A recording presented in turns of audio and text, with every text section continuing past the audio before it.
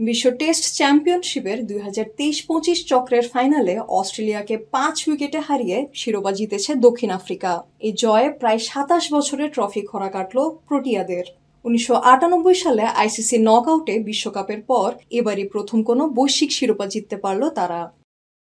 Cricket তীর্থ লর্ডসে চতুর্থ দিনে জয়ের জন্য দরকার ছিল ৬৯ রান, হাতে ছিল ৮ উইকেট।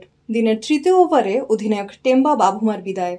এরপর সাজঘরে ফেরেন ট্রিস্টান স্টাপসও। ২ উইকেট তুলে উত্তেজনা কিছুটা ফেরালেও নাটকীয় কিছু করে দেখাতে পারেনি অস্ট্রেলিয়া। ২৮২ রানের লক্ষ্য দিনের প্রথম সেশনে ছুঁয়ে ফেলে বাভুমার দল।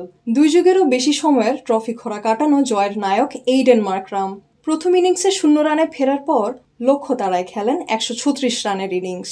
জয়ের পথে কেবল ৬ রান বাকি থাকতে সাজঘরে ফেরেন এই ওপেনার। বান্ডেল থাকলে প্রতি সেনমানিতে টাকা বাঁচবে। বিকাশ সেনমানি বান্ডেল কিনে জিতুন প্রতি লেনদেনে। বড় অবদান ছিল প্রোটিয়া ক্যাপ্টেন বাভুমারও। তৃতীয় দিনে হ্যামস্ট্রিংয়ে টান লাগলেও চালিয়ে যান ব্যাটিং। ১৩৪ বলে ৫-৪-এ ৬৬ রানের দায়িত্বশীল ইনিংস খেলেন তিনি।